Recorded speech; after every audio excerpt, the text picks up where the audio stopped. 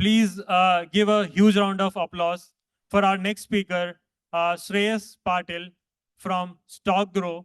Shreyas is one of the founding members of StockGro, who oversees engineering and product there. Shreyas has been playing around with product and engineering across domains for quite some time, including CRM, AdTech, last mile delivery, etc. Since 2010, he's been working on a bunch of different startups, including Swiggy, where we were both working at similar times. Shreyas will talk about his pipeline using ClickHouse and ClickPipes for real-time insights. So without any further ado, let me just hand it over to Shreyas. Okay. So I've been listening to both the talks before this. They have been super detailed, super technical. My talk is going to be very lightweight.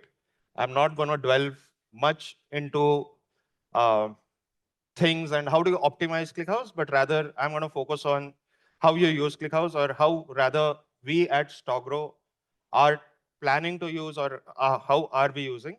I'm going to come more from a product aspect rather than like, it's going to be technical, but it's going to be more product focused, that how are we planning to build features, or we have built features around using ClickHouse for our real-time insights.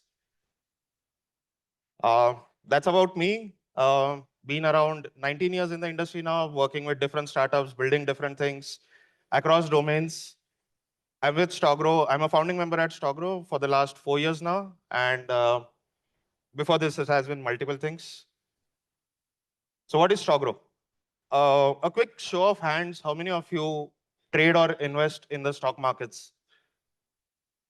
Okay, and how many of you actually do it with your own research? Perfect. We have one hand there, two. So most of us, ideally, we should be investing in the markets because that's where wealth creation happens.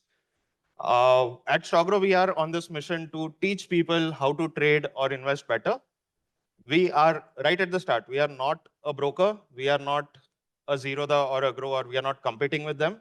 We are one step before that, where we teach people or provide them that experience of the real markets in a virtual environment, but at the same time, you can take some cash home at the end of the day. That's us. So we are an experiential learning platform. We are building a community of traders that you can actually discuss and share your problems with. We provide you access to SEBI registered investment advisors. Like, for those of you who don't know, in India, it's a very regulated industry. You should be taking advice only from registered folks who are registered with SEBI. We provide you access to them. We provide you self-paced learning and any other trading tools. StockGro started around 4 years back in 2020, yeah. We started with a very small team. We are still a very small team, although we have 30 million plus downloads on the Play Store. Half my engineering team is here, which is like 5 people. So we are a bunch of passionate engineers coming together and building things. Okay. So just a few numbers. I'm just going to wait for the plane to go away.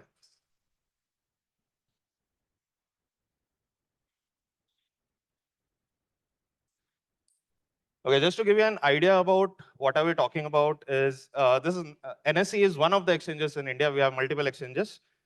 At NSE, this is data from yesterday. There were 2,514 actively traded stocks. There are 73 indices. For people who don't know, indices are nothing but a bunch of stocks put together and then tracking the performance as a whole. So you must be hearing about Nifty, Bank Nifty. These are nothing but indices. I have put in here 6 hours of trading, but it goes beyond that. But for retail investors, this is the time we kind of look at the markets between 9:15 to 3:15 kind of things. So I put a number at the bottom. Any guesses what that is? Number of? Okay, number of price. Somebody said number of trades. Trading volume. So yeah, almost all the numbers would look alike, but this is, I have taken a rough estimate, assuming that the price of one stock changes twice every second. we call it a tick. That's a price tick. And I've taken like 2,500 stocks who are changing the price only in the 6-hour window over 1 month. And when I say 1 month, it's not 30 days.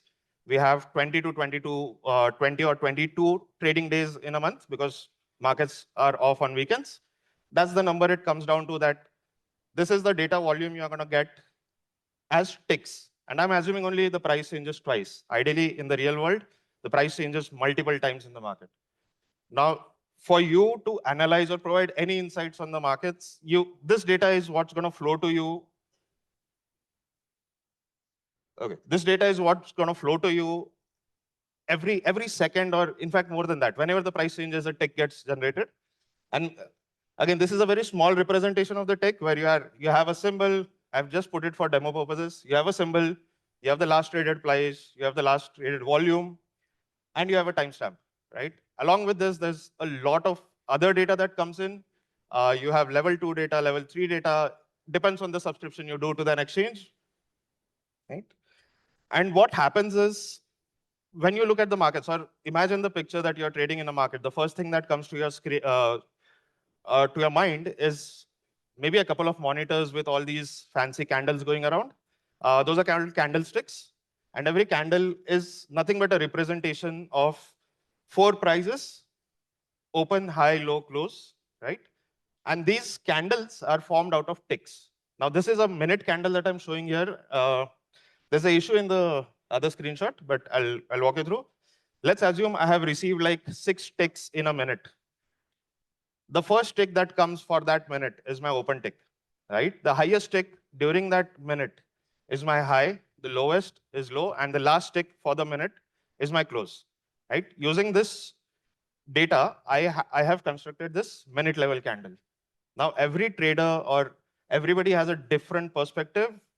Very few people can trade on minute level candles, right? Because it's very dynamic, constantly changing. People generally prefer times like 5-minute candlesticks, 15-minute, 30-minute, maybe an hour, maybe a day, maybe a week.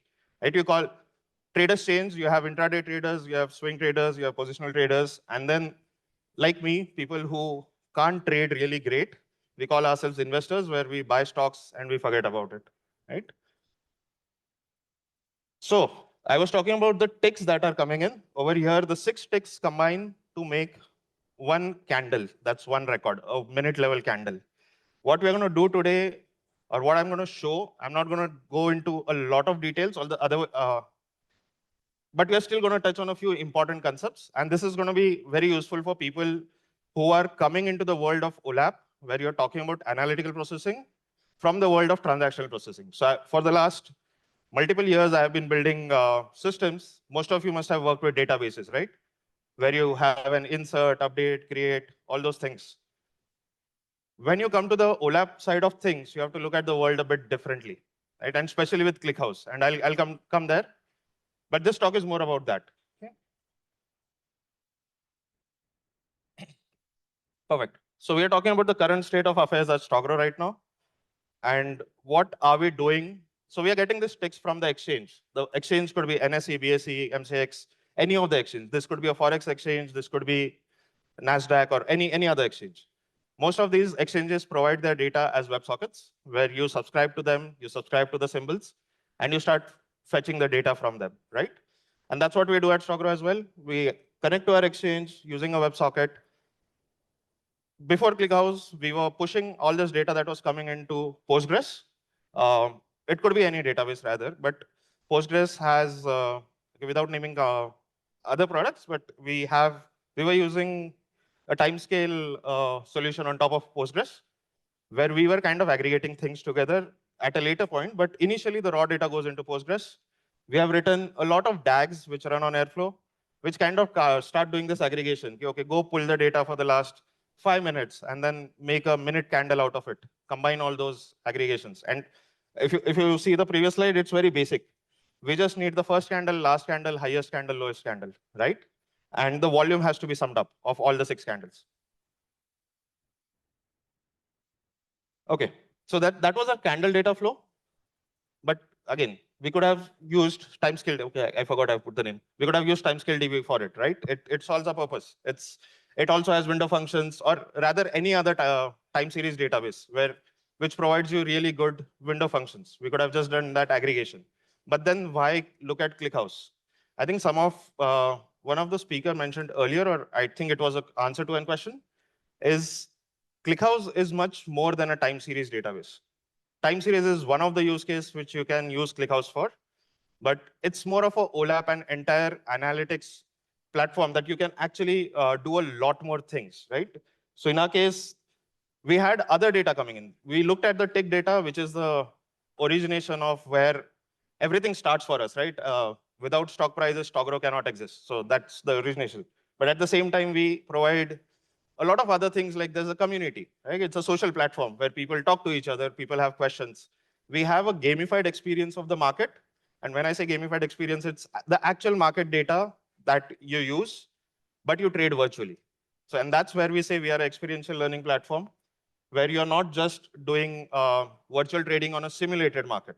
The market is real, the reactions are real, and you don't trade alone. We have kind of made prep zones where you are competing against 50,000, 1 lakh other users at the same time with the same money, same market, same time, right?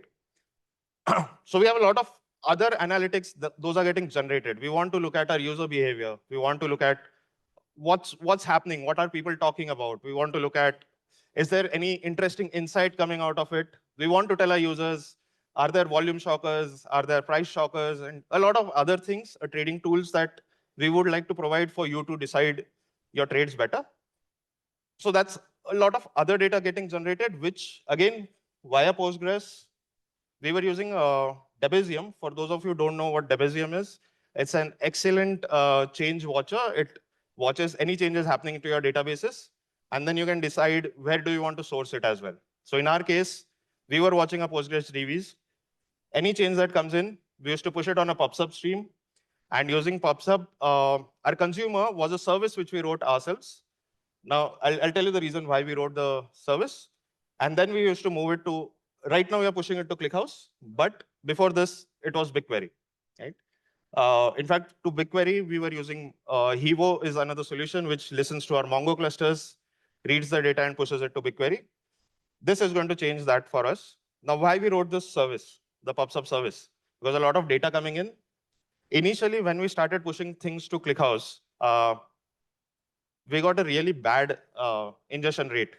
Now, it's not a problem with ClickHouse. It's the way we were looking at ClickHouse for. And that's where I was saying you need a thought process change when you come from the OLTP world to the OLAP world. ClickHouse works excellent when you batch your inserts, and it's very well documented on the documents. Do as many inserts, batched inserts as possible. I thought we would have covered those slides by now, or somebody would have presented, but when you insert data into ClickHouse, it goes as a page, right? They call it a page. It's a part, basically, sorry. You put it as one part. Now, if you're going to put one record as a part, there'll be millions of parts going in. But if you batch them together, the number of the parts reduce, and ClickHouse works on this thing in the background. It keeps merging these parts so that your data is available throughout, but there's a constant merge happening. And that's the engine, the default engine that ClickHouse uses when you create tables, which is your merge tree. Everything else is a family, a member of the merge tree family, right? So if you reduce the number of parts going in, your data is going to go in faster, right? It will merge it. Eventually, you'll get all the data. And that's what one of the mistakes that we were doing. We just connected our PubSub to ClickHouse directly. You get a record and you push it. But then we decided, okay, let's put a service in between and let's batch it on our own. Although, again, we went wrong there. ClickHouse has an option to auto batch things for you as well. There's something called as async insert, which we were not using. But with async insert, basically ClickHouse does exactly the same thing that we have wrote in our service. But all this is well and good. Like, this is working, this is fine, but this is not scalable for us. We have, like I said, 60% of my engineering team is here, which includes me as well, and that's exactly 5 people. Right? Our entire engineering is less than 10 people, and we have a lot of other things to do as well. Our business is not data ingestion, but rather providing insights and things. So we have to choose our battles wisely, and that's where ClickHouse came up with this excellent tool called ClickPipes. Uh, Again, I'll be a disclaimer right at the start. We are just at the beginning of the ClickPipes journey. I'm sure there are more people sitting here who have used it for longer, who have experienced more problems longer. I'm just going to quickly touch upon what ClickPipes is, certain issues that we faced, and maybe a quick demo after this. So ClickPipes is a product which is kind of outside ClickHouse, but it's a ClickHouse product, right? You will have access on in the same dashboards and all, but it gets deployed separately, right? And very recently, we found out that ClickPipes currently is available in the Europe region. Our ClickHouse clusters are sitting in Singapore. We use ClickHouse Cloud. We haven't deployed our own ClickHouse because, like I said, our business is about delivering those analytics to users and making their life easier, not building infrastructures ourselves. So we take that build versus buy decision very often. And most of the time, if it is not related to a core, we buy it. Right? So what ClickPipes is, basically, you can connect any of these streaming solutions. And in fact, there are, it's well documented, all the solutions they support. I think you can push in data from S3 and a few buckets as object stores as well. And you just connect it to a table. That's it. ClickPipes is a simple product that's there. And we really loved it because we are on Confluent Cloud. We are on ClickHouse Cloud. All we need is access to our data. It's not about keeping things in a cluster and this is public data, what we are talking about. The ticks that are coming in are public data. Okay? So I'm pretty sure my demo is going to fail, but I'll still try.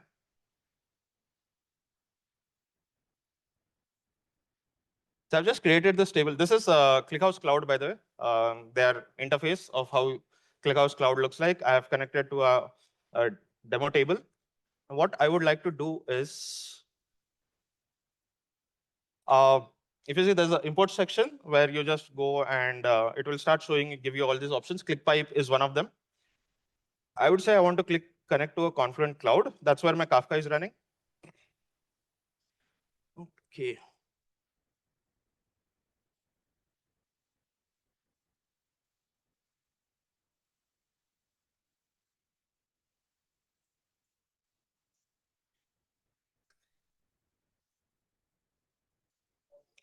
Okay. What I've done now is I've just given it my key, the secret, and where are my brokers. Again, the key is going to go away, so don't take it or whatever.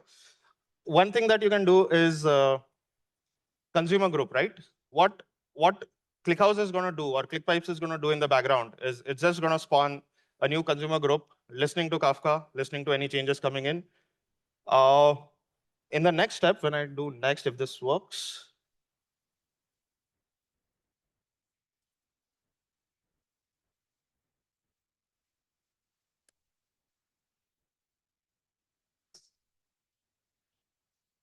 if the connection happens successfully, you're going to see a list of all the topics that you're running in your Kafka, right? So right now, I only have tick data, which is one demo topic that I've created. And I'm telling my data format is JSON, right? My click is my data. Okay, take it. This is going to use for parsing this data. Now, one caveat here is if there is no data on your queue at the point while you're creating ClickPipes, it will fail because it requires this data to move to the next step, right? This is exactly the data that I showed earlier. I have some volume, I have some symbol, price, timestamp. The ClickPipes gives me an option. Okay, I can create a new table, and it has figured out the data types on its own. You can tweak it. All the available data types are there. You can give default values, or you can have an existing table where you're pushing data from somewhere else. You can use your existing tables as well. You can define your sort keys. Everything is possible. Like it's like almost like creating a table the way you want it. I'm going to choose to use an existing table. But before that, there's an interesting thing which there's a default value which comes out here, right? And there's a nullable thing. So just bringing it out because I didn't hear it before is in ClickHouse, try to avoid nullables. Try to avoid null columns. Because when you store the data, the null values get stored separately and your actual data gets stored separately. When you query, all this data comes together, it gets joined and you get it back. So if you want to optimize on your query performance, it's always good to actually put a default value which will never query, or you can just filter it out in your clients. So your data isn't segregated, or ClickHouse doesn't have to that extra step of merging your data together, right?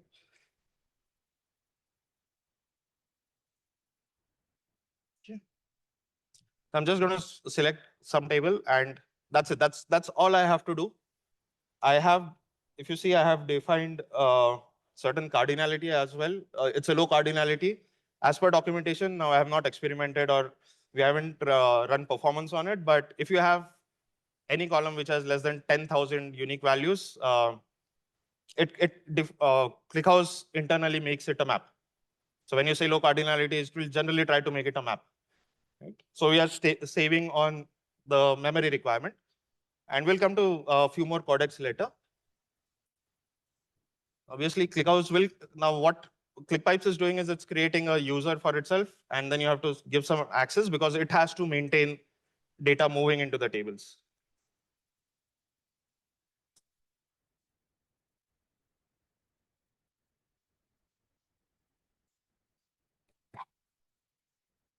Yeah, perfect. And just like that, my data has started flowing from my Kafka clusters into my tables. I did not need any engineer. I did not have to make any changes. And that's the beauty of product of ClickPipe that we liked. Now with this approach, my Kafka is going to persist my data, right? You have retention there. So I'm not losing data. It's real time. We have tested it. In fact, if we go to this table,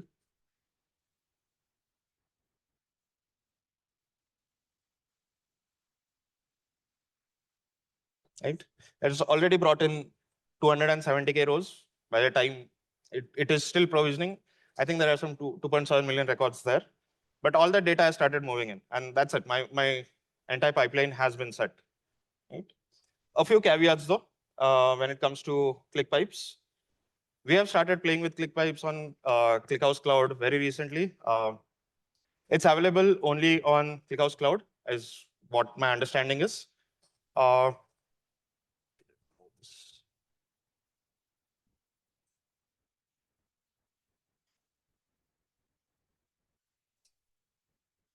See, forget it. It is based out of the Europe region. When we tried ClickPipes for the first time, the POC ran excellent. I just spun up everything, and I was like, I excitedly went to my team and said, like, let's set up ClickPipes. We have our main Confluent account where our production Kafkas run. We have our production ClickHouse. We tried connecting them, and it failed. No matter what, ClickPipes was not working for us. And that's where the ClickHouse team is super helpful, where we got in touch with them. There are certain time modes you have to tweak with. You have to play around. For some reason, it works for the free accounts, but on the paid accounts, the timeout has to be increased. And just with that one tweak, our pipes were set up. So yeah, reach out to the ClickHouse team if you ever face any problems around the pipes not working. Another thing is sometimes the UI is glitchy. You might not see the data you're expecting to see. Just go take a walk, have a coffee, come back, 15 minutes, it will be sorted, it will start working. That's another thing that we have observed.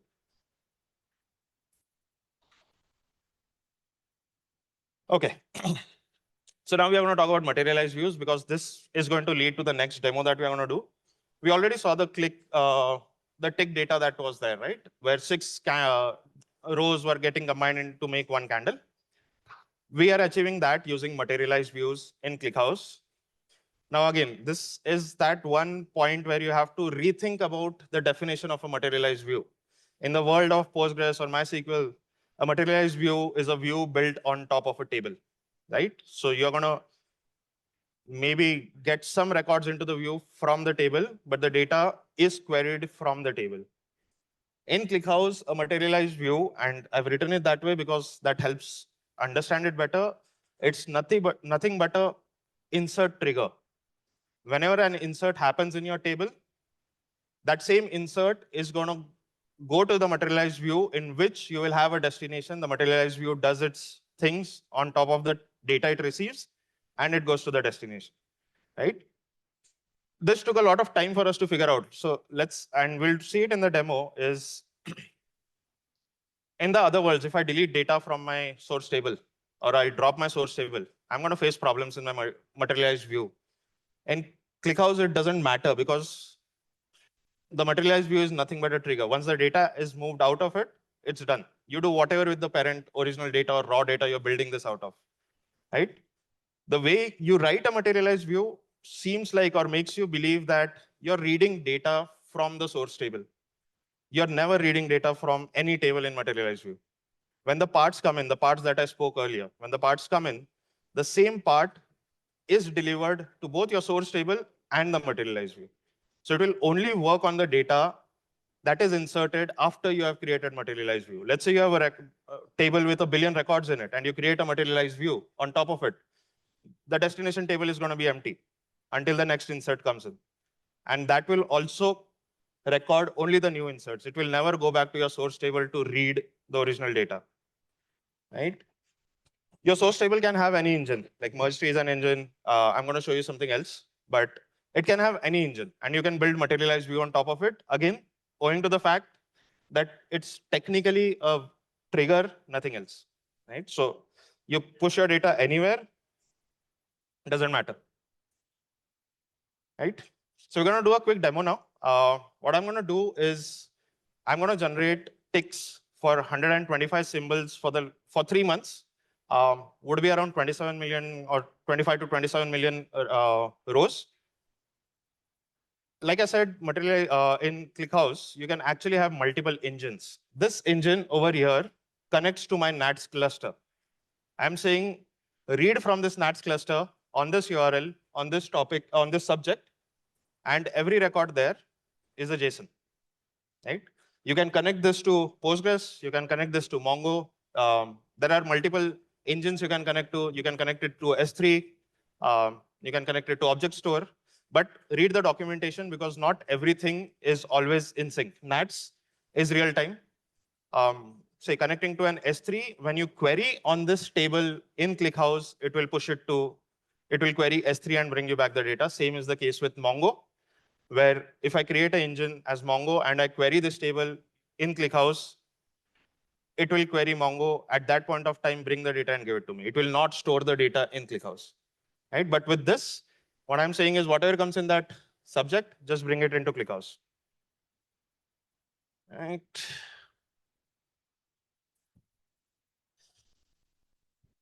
Okay, so I'm running NATS locally on my machine. I've subscribed to this subject. What I'm going to quickly do is, and before that, let's look at a few tables.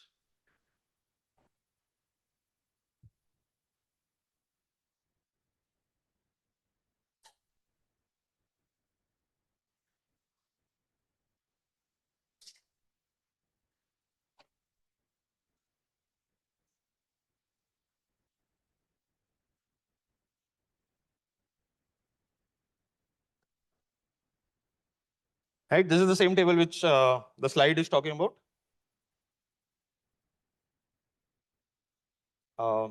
Not this, basically. This is the destination table. I want to put data in this table. This is my raw table, the ticks codec NATS. And the ticks 1 minute is the table where I want data to be aggregated as a 1 minute candle. Right, now you'll see a lot of things happening here. Low cardinality is something which people have already spoken about. If you see the codec expressions, so delta is, if you think about a timestamp, right? A timestamp for a tick are going to be very close to each other, right? It's almost, the difference would be in milliseconds or seconds, but the difference is very small. ClickHouse is smart enough, or this codec expressions give you an option that, okay, don't save the entire record, just save the delta, right? So delta is one of those compressions, but I think in one of the talk I heard Gorilla is another one, which definitely works for timestamp. So that's what we're going to look at. Price, again, when you look at a stock price, it is always going to move in a range. It doesn't do drastic jumps. So made sense for us to have it as a delta, right? Just save the delta, and it's going to save a lot on my storage that is required. we'll come to text 1 minute, where I'm using a lot of aggregate functions, where basically I'm saying open is aggregate function. It says any here. I'll show you the script, but ClickHouse has this window functions, which is basically first value. And that's exactly what was my requirement. Whatever is the first value in that window, just take that as my open. And same, it has a last value. Take that particular value as a close, right? And then you have a high and a low, which is the max and the min, right? The volume is nothing but a sum of all the candles volume in that, right? The order by clause is again important. And I think this was also mentioned earlier. It depends on your query patterns. So in our case, when somebody, if you want to analyze a stock, you start at a stock, right? You always start at a symbol. So the symbol has to be my first thing. And then I would say, okay, show me the stock details for a random stock called, let's say, Infi, for the last 3 months. My timestamp is going to be the second one, right? So you have to think about the order by clause while creating the tables based on your query patterns. In case there'll be scenarios where you need different types of query patterns on the same data, you can actually create multiple materialized views on the same source table. In fact, you can create in a single destination table, you can push data from multiple source tables as well. Right? You can have materialized views pointing to the same destination table, working on different source tables. Now it's up to you how you want to put your data in, but let's quickly try the demo first. I've just written some code which is going to try to push that data. And somebody mentioned about system tables, where ClickHouse stores a lot of things within itself where you don't have to look outside. This is one of those system tables. I'm querying the bytes as compressed, uncompressed from system tables where I have certain tables there. If you see, I had started nats. It's still pushing the data.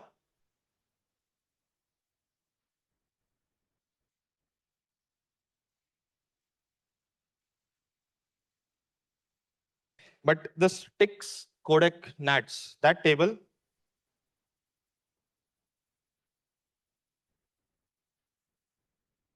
that's my raw table, the ticks codec nats, right? It has around, I think it has a lot of records right now, at 12.8 million or something. Compressed, it's 146 MB, uncompressed 306 MB. I have kind of rolled up or aggregated it in a minute level, where I have 22 million records there now, and at the same data at the 5-minute thing. And this is all happening all real time. I have not written a single line of code. I just push it into my nats. Now, nats is not a great option when it comes to pushing tick data. I've just given it for demo purpose, because ordering is required when your data, especially financial data, is coming in. When was the price a second back and what's the price now? It matters. Nats is not going to guarantee me ordering. It's going to guarantee me fast ingestions. But yeah, I've just used it for demo. And I think that should be it. My program should, yeah. We have pushed all the data. Now, an interesting thing. We have an aggregated view, right? We created a materialized view using, yeah. So these are my 2 materialized views. I wanted to push data to 1 minute using, I'm calling it text 1 minute materialized view, but my from is still from my source table. And same is the case for the 5-minute thing as well. It's almost the same, except for this one window function which changes to start of minute to start of 5 minutes, right? ClickHouse has powerful window functions, and it's not only ClickHouse, I would say, but there are a lot of powerful window functions where I can have arbitrary intervals as well. To start off interval, and I can define my interval. So I can suddenly make 3-minute candles. I can make 3.5-minute candles for whatever, right? And every trader has a different style, and that's what we are. This is one of the features that will come on StockGro very soon, that you define your own windows, you define your own intervals where you want to analyze your data. For people who have not used materialized views or aggregated views earlier, you'd see something different here. it says max state, min state, last value state, first value state, right? So state is nothing but extra metadata when it comes to aggregation. ClickHouse saves a lot of extra metadata that it uses to aggregate data, right? So you have to specify it this way. It's not going to come directly. And based on the engine that you're using, maybe you require to give the state or maybe you don't require the state. Now, this particular table is an aggregating merge tree that I've created. If I was using a summing merge tree, which is a member of the aggregating merge tree family again, a subset, a use case of the aggregating merge tree, I would not have to give some state. The engine in itself by default is built for summing things up, right? Rolling things up or adding things up. So yeah, this is how we created it, where you have to very specifically say, okay, use the state. When you're aggregating things, use the previous state. Like average is an example. When I'm going to say the average of 10 values is 2, that's my first part that goes in. Now my second part comes in and says, okay, the average of another 5 values is 1. You just cannot add 2 and 1 and say, okay, the average is 1.5. You need the extra data as well, where on which amount of data was the average calculated. So this is that state, right? While aggregating things. So let's try to query our data actually. This is going to be very interesting. So I've already rolled it up at a 1-minute level. If I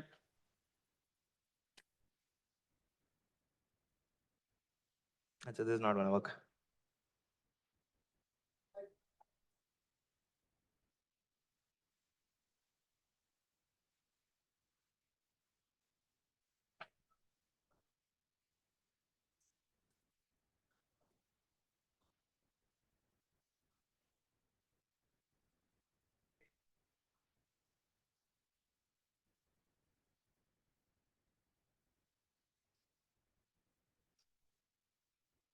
See, this is already fine. I could not get the last one, the last query running, but what happens is when you're selecting as well, you have to define very specifically that I'm going to query from aggregated things. So please merge the values, or are you going to see random things here?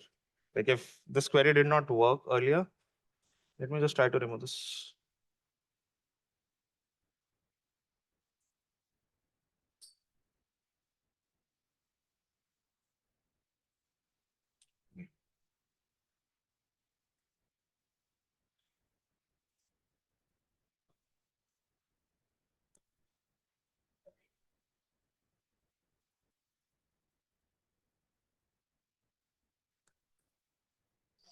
I've just queried, give me 10 rows from this table.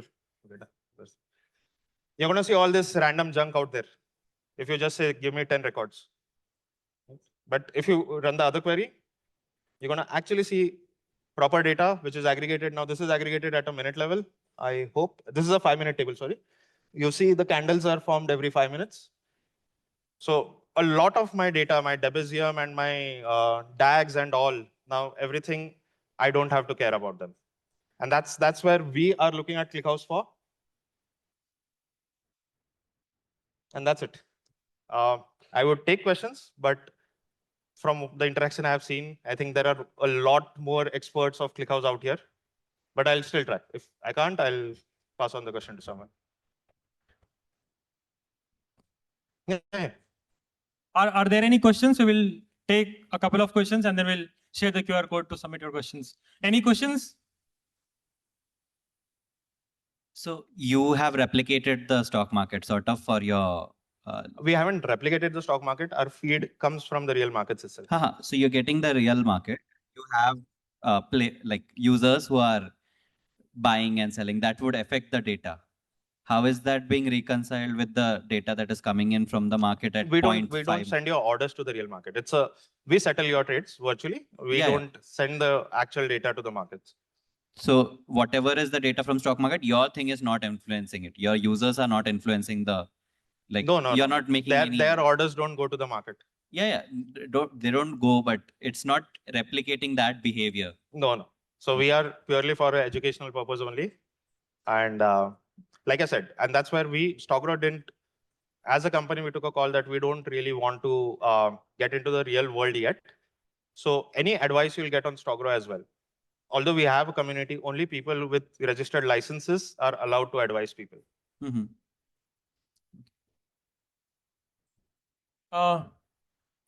Siddharth, if you are here, can you come to this side? We'll get you mic'd up for the next talk. Yeah. Perfect. Hi, Shreyas. Any other question? Yeah. Hey. I'm from a hedge fund, True Beacon, and we are also trying to solve the same problem Right. here. So just a quick question on the materialized views versus I saw you are using timescale as well, and we are also using the same thing. Yeah. And would you suggest that we aggregate the data into 5-minute candles and all of that in timescale and then populate it into ClickHouse for OLAP, or do that in ClickHouse? Which would be more, so our use case is mostly investment research, right? So if I were you and your timescale is running fine, I would not touch it. yeah, but the volume and the cost associated with running timescale is more than, because we usually use timescale for our intraday use case. Right. And once the day ends, we offload that data into some. In that case, I would actually suggest that you give a ClickHouse a shot, because if you see with ClickHouse in every table that I was.